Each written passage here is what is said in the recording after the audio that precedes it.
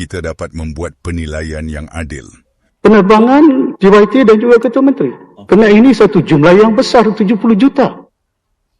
Saya juga melihat bahawa pengangkutan, perkhidmatan pengangkutan dan logistik, Tuan Yang Terutama dan juga Ketua Menteri, 4,5 juta tambahan. Dan belanja dia pada keseluruhannya hampir 70 juta ini. Saya nampak. Just for pengangkutan, sewaan, penerbangan. Hey ho, Assalamualaikum. Apa kabar guys? Saya BDT dari BDT Crew. Hari ini kita akan menonton dan react satu video lagi. Ketua Pembangkang Sabah yaitu Datuk Seri Safi Apdal menegaskan beliau terkejut mendengar perbelanjaan untuk pengangkutan saja JYT dan para menteri lah komoditi para menteri, dan ia memakan belanja yang begitu besar 70 juta tidak salah dan lebih.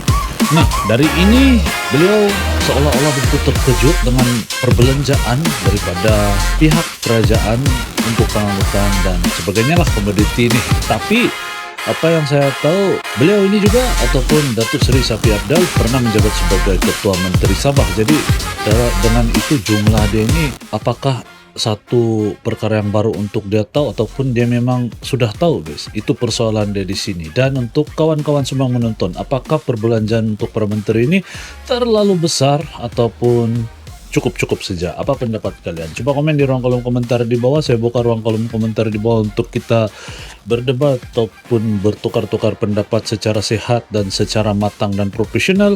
Dan kita akan menonton video ini. Kawan-kawan yang belum bergabung, silakan bergabung. Jangan lupa klik like, komen, sama share. Aktifkan tombol lonceng supaya tidak ketinggalan sama video-video lain daripada BDT Crew. Dan tanpa buang-buang waktu, mari kita menonton. 1, 2. Hangat sekarang bila Ketua Pembangkang Datuk Seri Safi Apdal mempersoalkan peruntukan sekitar 70 juta bagi pengangkutan udara rasmi Kerajaan Negeri Sabah. Bila dengar angka 70 juta, memang ramai akan terkejut. Saya pun sama. Tapi sebelum kita terus melata, elok kita tengok dulu keseluruhan cerita. Jangan baca tajuk saja. Nanti macam tengok trailer terus buat ulasan filem. Pertama sekali, angka 70 juta itu ialah peruntukan atau siling perbelanjaan dalam belanjawan. Ia bukan bermaksud kerajaan mesti menghabiskan ke semua 70 juta tersebut. Anggaran saja, mudah Pak. saja. Anggaran kan? Macam kad kredit kita, ada limit 10,000, bukan bermaksud kita sudah berbelanja 10,000. Itu cuma had maksimum. Berapa yang benar-benar digunakan, hanya boleh diketahui melalui laporan perbelanjaan dan audit. Kedua, peruntukan ini bukan untuk Ketua Menteri pergi bercuti atau bersiar-siar. Ia melibatkan pengangkutan udara rasmi kerajaan negeri bagi urusan Ketua Menteri dan Tuan Yang Terutama yang di-Pertua Negeri Sabah. Ketua Menteri perlu menghadiri mesyuarat bersama Kerajaan Persekutuan, rundingan berkaitan M63, bertemu pelabur dan menyelesaikan pelbagai urusan penting untuk Sabah. Dalam pentadbiran, masa juga adalah aset. Satu lagi yang ramai mungkin tidak tahu. Sabah mempunyai Sabah Air Aviation, sebuah syarikat berkaitan kerajaan negeri atau JLC yang menyediakan perkhidmatan charter pesawat dan helikopter. Jadi, Sabah sendiri mempunyai keupayaan menyediakan perkhidmatan penerbangan rasmi. Kalau dibandingkan dengan Sarawak, DUN Sarawak pada tahun 2025 turut meluluskan peruntukan tambahan 100 juta kepada Jabatan Premier Sarawak bagi perkhidmatan penerbangan sewa khas kerana peningkatan aktiviti rasmi. Jadinya, penggunaan pengangkutan udara rasmi bukanlah sesuatu yang luar biasa bagi sesebuah kerajaan negeri. Yang penting ialah bagaimana ia digunakan dan apakah hasil yang dibawa kepada rakyat. Kalau perbelanjaan itu membantu mempercepat pembangunan, menarik pelaburan, mempertahankan hak Sabah dan memudahkan pentadbiran negeri, itu juga perlu diambil kira dalam penilaian kita. Ya sudah tentu, rakyat berhak bertanya. Dan kerajaan juga bertanggungjawab memberi penjelasan. Itu memang prinsip accountability. Tetapi sebagai rakyat, jangan kita menilai hanya berdasarkan satu angka yang tular. Nilailah berdasarkan konteks, fakta, dan manfaat sebenar kepada negeri. barulah Oke guys, jadi sebelum kita lanjutkan video ini, saya tidak memihak mana-mana pihak guys, tidak memihak pada pihak pembangkang, tidak juga saya tegaskan memihak kepada pihak pemerintah atau kerajaan. Tapi kita sebagai rakyat ini memang betul berhak untuk bertanya ini apa. Jadi sebelum kita pukul rata apa yang terjadi, amount 70 juta itu memang cukup besar. Tapi kita harus tahu, kita harus ketahui perbelanjaan ini untuk apa, untuk siapa, dan kenapa dikeluarkan. Seperti yang kamu dengar, video yang saya selalu react ini bukan bertujuan untuk attack ataupun menyerang mana-mana pihak, tetapi melainkan untuk memberikan edukasi lebih dan untuk memberikan maklumat dan manfaat untuk semua supaya tidak terjerumus dan terpengaruh dengan sosial media yang mau menyerang sesuatu pihak guys, oke? Jadi di sini kita cukup untuk ambil info pengetahuan dan tidak menyerang mana-mana pihak guys, oke? kita dapat membuat penilaian yang adil. Penerbangan JYT dan juga Ketua Menteri. Kerana ini satu jumlah yang besar, 70 juta.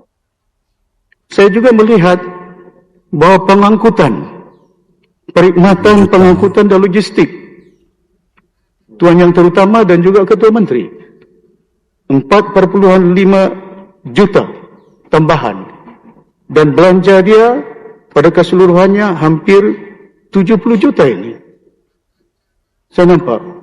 Just for pengangkutan, sewaan, penerbangan JYT dan juga Ketua Menteri.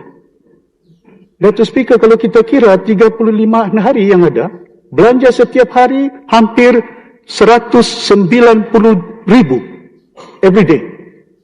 Using that money, we're spending almost 200,000 ringgit. Kalau kita teliti secara mendalam. Sewaan ini siapa punya syarikat ini? Kemana ini? Kerana ini satu jumlah yang besar, 70 juta. Yang ada ini, berapa kerap digunakan kebetulan.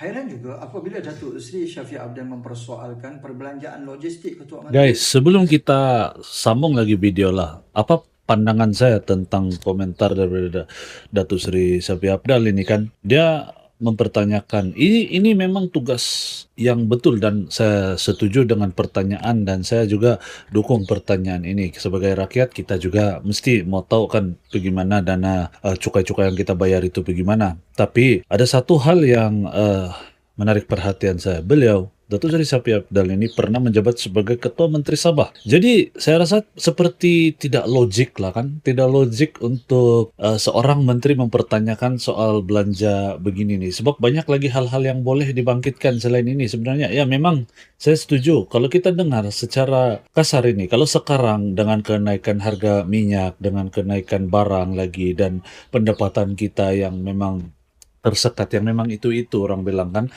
Memang kita akan marah bila kita dengar begini sebab pikiran kita akan ke arah satu arah yang dimana kerajaan begini, kerajaan begitu.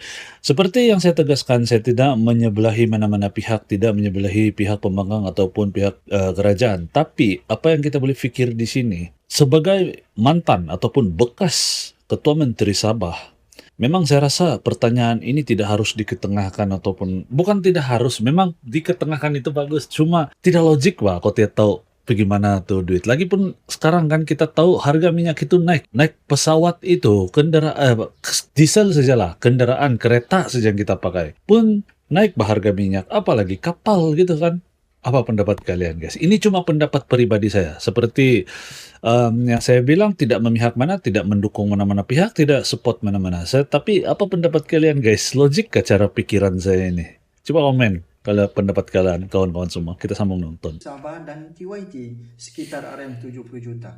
Sedangkan beliau sendiri pernah menjadi Ketua Menteri merangkap Menteri Keuangan Sabah dari tahun 2018 hingga 2020.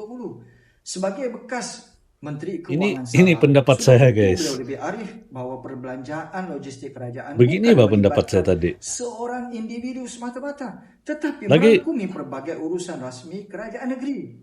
Persoalannya, adakah Shafie benar-benar lupa bahawa beliau pernah memegang portfolio keuangan negeri atau sengaja mahu mencetuskan persepsi politik menjelang pilihan raya umum yang ke-16?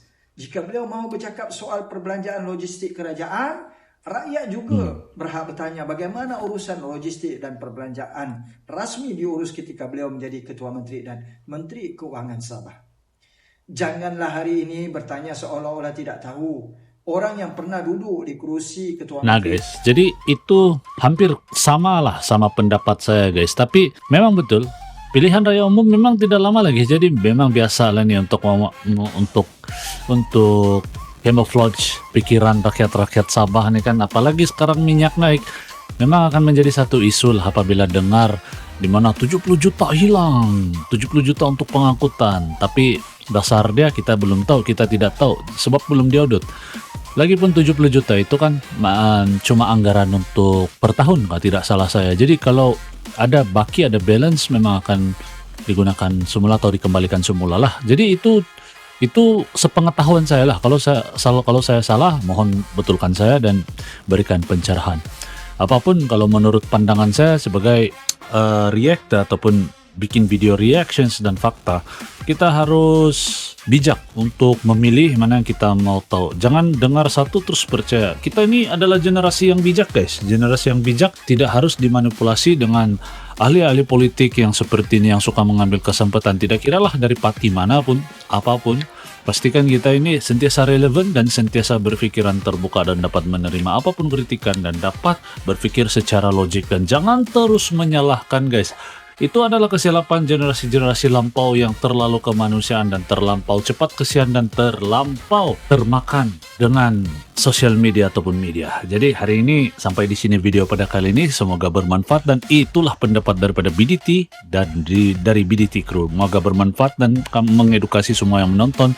Jangan lupa guys subscribe channel ini untuk video-video yang lebih lanjut, yang lebih up to date dan lebih menarik, dan sampai kita jumpa di video yang akan datang. Terima kasih sudah menonton guys. Assalamualaikum. Jumpa lagi.